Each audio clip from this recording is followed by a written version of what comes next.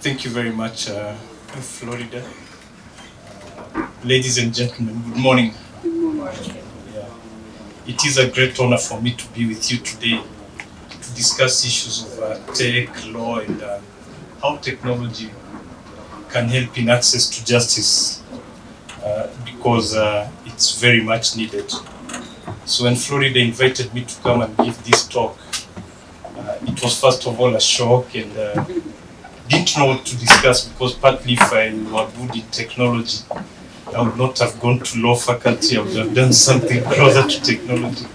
But the second part of it is that when you discuss technology and its importance in different fields, especially the legal field, you don't know whether by the time you are coming here from your office to give this talk, you don't know how much has changed from that time because technology really moves at a very fast pace. So that was another worry for me when I was asked to come and give this talk. I don't know whether what I'm going to say is really relevant from the time I prepared what I was going to say 2 days ago. But be that as it may, you'll excuse me if I don't do that. But let me say that we are really happy to have you in Rwanda.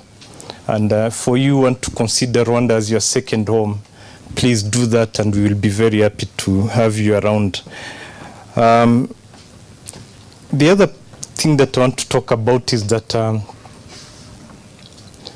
in Rwanda over the years, the government of Rwanda has discovered the importance of supporting startups in whatever form, and those startups, those which have become successful, have ended up being great and taken elsewhere, but also continue to serve here in Rwanda. But they've been broadened because they've started in Rwanda and they've succeeded at the starting point. But that was not enough in putting it in action only. In 2023, Rwanda decided to come up with a law that supports startups that emanated from, of course, a policy on startups. And I would say that this particular act is extremely important in the sense that it incentivizes startups that are based here in Rwanda, that come to start in Rwanda. And some of the most important aspects of this act are that there will be a zero-rated payee that has been increased up to Rwandan francs 1 million. So that's quite important. And then there's, I don't have enough time to go into details of this startup law, but you can, I'm just going to highlight some of the most important parts of it. Then there's the accelerated depreciation, which is 100% per year. You'll find it in this act where using this accelerated depreciation allows startups to fully account for expenditure on research and development as well as asset acquisition. So this is another incentive in the law. Then the VAT and corporate income taxes are also exempted for startups. There's the credit guarantee scheme that provides more access to credit and attracts investment. You can read this, it's quite important. Then there's the intellectual property support.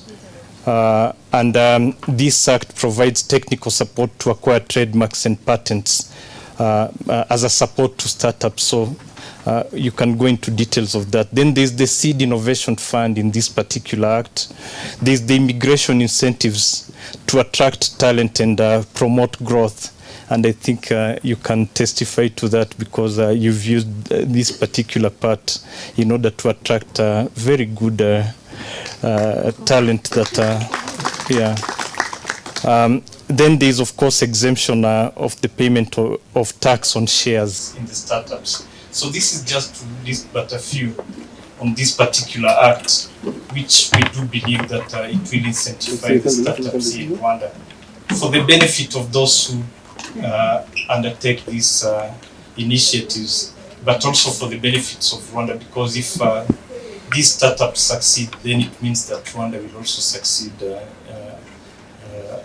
as a result. So that was briefly on how you can come to Rwanda and test your concept, because the ground is fertile for you to test your concept. So we are happy that you can come and we'll do the support, given that now it's in the law. Then let's go to law and innovation, a very important subject for us in Rwanda. But let me start from the point that as lawyers in this room, the president of the Bar Association is here, will tell you that when we sit discussing on innovation, technology, and law, we've always asked the wrong questions. I discovered it last week. And the question that we've always asked ourselves is, how will lawyers be relevant in this era of the fourth revolution, AI and Internet of Things and all these things that have led us to this fourth revolution. But I think we've been asking a wrong question of how we are going to be relevant as lawyers. I think the question that we should ask, and the president of the bar will agree with me, is how will technology and innovations help us or to have more access to justice? How can technology help us in terms of access to justice? Let's take away lawyers from this whole question of the role of lawyers in the fourth revolution, but look at the role of innovation and technology in helping the citizenry achieve more access. The numbers here are quite scary because the only people who can access courts, and this is worldwide, in order to resolve their disputes, the percentage is 10% of the people who have disputes to resolve. Another 35% have other means of resolving disputes, such as communal resolution of disputes. For us, we have Abunzi and other local setups, the religious setups. So all that accounts for 45%. So the other 55% of the people don't have any means of resolving disputes. So the question that we should ask is, can technology and innovation help us to have people have broad access to justice? And I do believe the answer is yes, because there are certain things that Rwanda has done in terms of the use of the current technology, the most recent technology, in order to allow for further access to justice. One example is which actually won accolades in the just concluded law ministers meeting in Commonwealth law ministers meeting in Zanzibar, was the integrated electronic case management system, which has been in place for 2016. It's now undergoing an upgrade because, as I earlier pointed out, technology moves very fast. So the integrated electronic case management system is a system that has been applied in the whole chain of the justice sector, right from the time when a case is being investigated at the Rwanda Investigation Bureau, all the way to the time when a case is concluded and execution is required. Either if it's a criminal case, if someone has been convicted, the Rwanda Correctional Service can be part and parcel of this. They are part of this electronic case management system in order for them to be able to execute the judgments, as well as in the civil cases, in case there's a requirement of execution of judgments. Then in case there's a requirement that a further execution which involves auction of property or any assets, then it's still done in this integrated electronic case management system. So that's another innovation which we believe has helped a lot in access to justice, and it ensures that there's a lot of transparency when it comes to delivery of justice. The second innovation that has been extremely helpful is what is called the Abunzi Management Information System. Abunzi, for those of you who are new to Rwanda, are mediators, local mediators, Initially, they would mediate a lot of cases, but it was extremely difficult to track what was being done by different abunzis in different districts. And as a result of that, a management information system was established in order to bring together all the abunzi, and whatever decisions that they make are uploaded in the system, and all of us could view them from different parts of the country. So this would help in certainty of the law, knowing what other abunzi have decided elsewhere, as well as help in execution when it's required. So these are some of the systems that we believe that technology has been extremely useful in delivery of justice. Do we believe that technology can play an even deeper role? Yes, I do believe that technology can play a deeper role in access to justice. There is a lot that can be done, and I've seen quite a number of other innovations that are being that began as startups and are being applied in different parts of Africa. Surprising enough, a lot of startups in the justice sector, most of them are in this continent. There's one that we were introduced to, which was quite amazing, from Uganda, where there's a robot which can answer quite a number of legal issues, resolve quite a number of legal issues in a very much more easier form of language that anyone can understand. Not only lawyers, it's devoid of the Latin terms that we like using, but it's quite helpful, because access to justice should also mean that people should have easy accessibility to law, and in a manner that they understand the law, rather than in a complicated way that only lawyers can understand these forms of justice resolution. Having said that, because I am sure that I don't have a lot of minutes, I think I was given only 10 minutes. The fourth revolution is with us. It's a bit scary when you think about it. As a lawyer, you feel that probably part of what you do, you'll be redundant in God knows what time, because as I said, you never know, in the next 1 week things will have changed, and some of us will have lost our jobs. But it is for the good of the society, because if what I do is to be part of helping the society to have access to justice, then if it can be done in a more efficient manner, then let's take that more efficient manner. Let's take ourselves out of this picture, because the ultimate goal is access to justice. I think in our area as lawyers, we like being a bit conservative compared to other areas. In the medical field, when a certain innovation comes into place, they don't ask whether it's going to make doctors redundant. They just ask whether it's going to help access to health in a much better way. But of course, even doctors, when they talk about AI, they start wondering how will doctors use AI. But the question is, will we even reach a level where AI can perform some of this, help us in access to health without the intervention of a human being? If it does it much better, then well and good. So, but that doesn't mean that all of us will be redundant.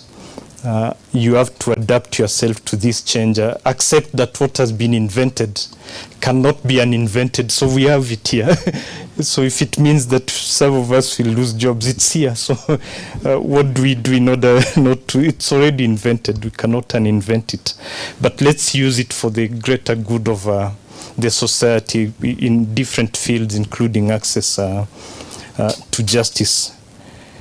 So what is my advice today? Of course, I think I'm not good at counseling. So I think some of the picture that I've given you is positive in terms of access to justice. A bit grim when you look at it in terms of some of the jobs that we do undertake today. But that is what it is. How can we adapt ourselves and use this technology in order to ensure that there's justice? Our question should always be that. What helps the citizens have greater access to justice? But for some of you, and I mean the older generation, of course, you are much more younger. But for some of you, it's even difficult to tell what skills that should be taught to people in law schools in order for them to thrive. It was much more easier maybe 20 years ago. You teach someone with the view that the skills will be used in the next 20 years, but with technology and what is happening, things are moving extremely much faster.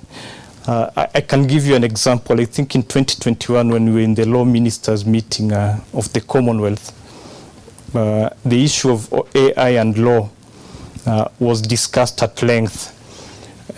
And the issues that were being discussed, the role of AI and how it can help lawyers and judges summarize the cases, we were thinking it will come maybe 3 to 4 years, but I do remember, and it's a date that I'll never forget. It's I think the 23rd of September. No, 23rd of November. That was a few weeks after our meeting. And it was quite amazing that what we were discussing which we predicted that will come 5 years later, I think that's when ChatGPT was established, and it was actually, it went beyond what we were discussing. With the ChatGPT 4 now, it's even on another level. I don't know what 6 will bring for us, but as I always say, it's already invented. It's out there. We cannot uninvent it. So what kinds of skills do we need as lawyers, as young people in this room, in order for us to be able to thrive in this at times very unpredictable times in terms of careers? And I think the skills that I'm going to present to you, unfortunately, you'll never be told. It's not part of the law curriculum. So the 10 most important skills, which have, of course, I didn't invent them. You find them in different reports, the World Economic Forum report, trying to predict what skills people should have. I think the first one is certainly what you're doing, complex problem solving. And I'm glad that I'm talking to people who have anything, who intersect with technology. It is important that whatever challenges that we face, we see them as opportunities, and you can only have that if you have in your mindset a way of always trying to resolve complex problems. And I want to relate it to the justice sector, where we still do require those skills in order to be able to deal with challenges, as we call them as lawyers, but opportunities in other areas. Of course, creativity is quite key in whatever we do nowadays. As lawyers, we were trained in the law school to master all the case laws in order to be able to go and present them before the judge, impress the judge with your knowledge of the law. But I think these are matters which now you can access on the tip of your finger, using different AI tools that we have today. So those are not skills that are required. It's so creative. How do you use this knowledge, which is easily accessible, in order to be able to achieve quite a number of issues that are important in the justice sector? Of course, coordinating with others is extremely important. When we were looking at different systems, you'd find that the inefficiencies that we had when we were still using the manual way of dealing with things in access to justice, we kind of carried them to the systems, and the systems themselves don't talk to each other. They don't even converse with other systems beyond what the courts do. Very recently, I believe Minister Paula knows this, we would do a lot with the integrated electronic case management system, but when it came to say, the auctioning part of it, there's a certain guarantee that is required. But that had to be done manually because there was no way that the integrated electronic case management system will converse with other systems such as the banking systems. So now part of what is being done in the upgrade, we want to ensure that it can speak to the bank system in order for any amounts that are deposited in the accounts of the ministry as guarantee for during the time of auctioning could automatically be returned to the owners rather than use the manual system where you have to write, apply to the ministry and do that. But the only way you can do that is when you ensure that the systems speak to each other, which means coordinating with others. You cannot work in a silo. It doesn't work in the era that we are in. Then there's, of course, emotional intelligence. Let's remember that even though we are using systems to help resolve issues of disputes, we should also remember that we are dealing with human beings who have emotions. So it's extremely important as people in this space of tech to always take into consideration the issue of emotions. Emotional intelligence, I believe, is extremely key in this era that we are in. Of course, whatever system that we use should be service-oriented. As I earlier pointed out, when we ask questions about these systems that are available now, which can be invented in the years to come, the questions that we have always asked ourselves is, how am I going to be relevant in terms of the career that I have, rather than how is the system service-oriented? So those are the questions that we should ask ourselves. Negotiations, I won't stress this further because it's extremely important in what we do as lawyers. I think that's pretty much what I wanted us to discuss today in terms of the skills that are required. But only as I go to the conclusion to say that in the quest for achieving access to justice, technology will be extremely key in order for us to be able to resolve the 55% of the cases that God knows how they are resolved. The assumption is that they are resolved in manners that are a bit graphic. We've heard about some of the killings, murders that take place. When you interrogate the reasons behind the murders, you find that there was a dispute which was not resolved. So if technology can help us have a lot of people access justice, then by all means let's adopt technology as a way of resolution of some of the disputes which cannot best be resolved by going to courts. As I earlier pointed out, only less than 10% are disputes which go to courts. The others have means of being resolved. So if technology will play its important role in resolving these issues, then by all means let's do that. Of course, as lawyers, and I'm talking, I know that there are people in tech, but as lawyers, I know that most of the times we are always